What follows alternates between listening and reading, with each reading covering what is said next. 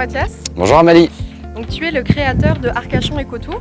Oui, tout à fait. C'est une entreprise qui a été créée, il me semble, en 2019. Est-ce que tu peux nous en parler un petit peu?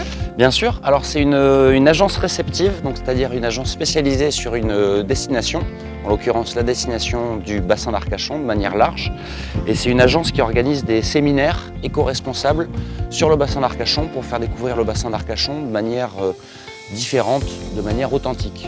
Et donc pour résumer, en gros c'est du tourisme d'affaires, donc destiné aux entreprises, durable, donc avec cette approche environnementale pour sensibiliser sur la beauté du bassin d'Arcachon et sur le fait qu'il faille préserver toute cette zone qui est une zone magnifique, mais forcément soumise à des pressions diverses et variées.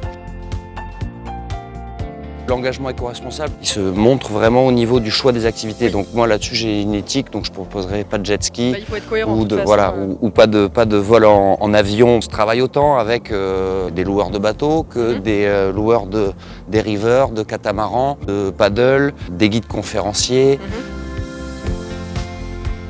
Si par exemple moi je suis une entreprise, j'ai envie d'organiser donc un séminaire pour tous mes employés, pour un groupe.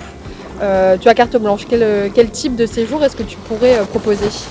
Là, en partant de là, on peut arriver à faire tout un séjour où le groupe n'utilisera quasiment pas la voiture, on peut se déplacer en vélo.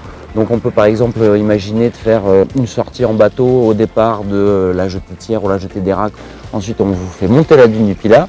Donc tu essaies quand même de diversifier un maximum entre le nord-bassin et le sud-bassin, oui, tout à fait. Pas forcément que se focaliser sur Non, bien sûr que non. D'ailleurs sur la sortie bateau, on peut très bien envisager une pause au canon par exemple pour aller déguster des huîtres dans une cabane ostréicole avec pareil l'histoire du cycle de l'huître qui serait expliqué par l'ostréiculteur.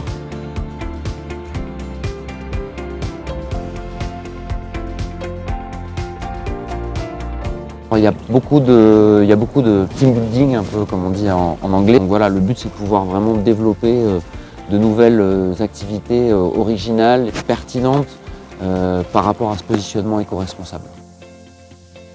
Et c'est très engagé parce que moi aussi c'est en accord avec ce que je ressens et avec ma personnalité. Je ne me sentais pas de faire venir par exemple des groupes de 50 personnes toutes les semaines, imaginons que ça marche, etc.